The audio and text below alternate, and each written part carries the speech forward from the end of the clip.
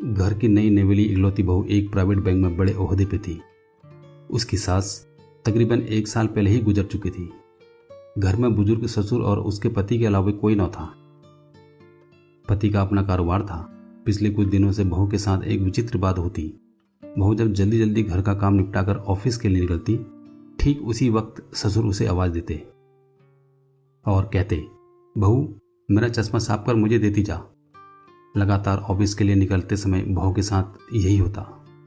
काम के दबाव और देर होने के कारण कभी कभी बहू मन ही मन झल्ला जाती, लेकिन फिर भी अपने ससुर को कुछ बोल नहीं पाती। जब बहू अपने ससुर के इस आदत से पूरी तरह उब गई तो उसने पूरे माजरे को अपने पति के साथ साझा किया। पति को भी अपने पिता के इस व्यवहार पर बड़ा ताज्जुब हुआ, लेकिन उसने अपने पिता से कुछ नहीं कहा। पति ने अपनी पत्नी को सलाह दी कि तुम सुबह उठने के साथ ही पिताजी का चश्मा साफ करके उनके कमरे में रख दिया करो, फिर ये झमेला समाप्त हो जाएगा। अगले दिन बहू ने ऐसा ही किया और अपने ससुर के चश्मे को सुबह ही अच्छी तरह साफ करके उनके कमरे में रखाई।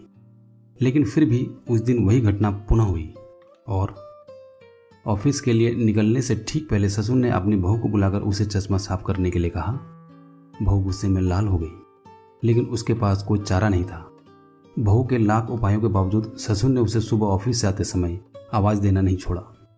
धीरे धीरे समय बीतता गया और ऐसे ही कुछ वर्ष निकल गए। अब बहू पहले से कुछ बदल चुकी थी। धीरे धीरे उसने अपने ससुर की बातों को नज़रअंदाज करना शुरू कर दिया और फिर ऐसा भी वक्त चला आया जब बहू अपने ससुर को बिल्कुल अनसुना करने लगी। ससुर के कुछ बोलने पर वह कोई प्रतिक्रिया नहीं देती और बिल्कुल खामोशी से अपने काम में मस्त रहती। गुजरते वक्त के साथ ही एक दिन बेचारे बुजुर्ग ससुर भी गुजर गए। समय का पहिया कहाँ रुकने वाला था। वो घूमता रहा। छुट्टी का एक दिन था। अचानक बहू के मन में घर की सफाई करने का ख्याल आया। वो अपने घर की सफाई में जुट गई। तभी सफाई के दौरान मृत ससुर की डायरी उसके हाथ लग गई। बहू ने जब अपने ससुर की डायरी को पलटना शुरू किया तो उसके एक पन्ने पे लिखा था, दिनांक 26/10/2021।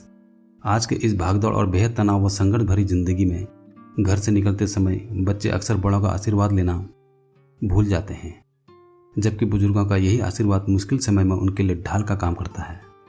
बस इसलिए जब तुम चश्मा साफ कर मुझे देने के लिए झुकती थी तो मैं मन ही मन अपना हाथ तुम्हारे सिर पर रख देता था, क्योंकि मरने से पहले तुम्हारी सास ने मुझे कहा था कि बहू को अपनी बेटी की तरह प्यार से रखना और उसे ये कभी भी मत महसूस होने देना कि वो अपने ससुराल में है। हम उसके माँ बाप नहीं हैं। उसकी छोटी मोटी गलतियों को उसकी नादानी समझकर माफ कर देना। वैसे मेरा आशीष सदा तुम्हारे साथ है बेटा। डायरी पढ़कर बहू फूट फूट कर रोने लगी।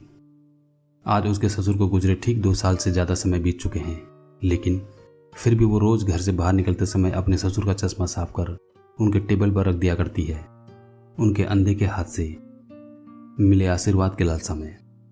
जीवन में हम रिश्तों का महत्व महसूस नहीं करते हैं, चाहे वो किसी से भी हो, कैसे भी हो, और जब तक महसूस करते हैं तब तक वह हमसे बहुत दूर जा चुके होते हैं। इसलिए मेरा आप सभी लोगों से निवेदन है कि रिश्तों के महत्व को समझें और उनको सहेज कर कहें। तो दोस्तों, ये कहानी आप लोगों को कैसी लगी, कृपया अपने विचार कमेंट्स के माध्यम से जरूर बताएं। धन्यवाद।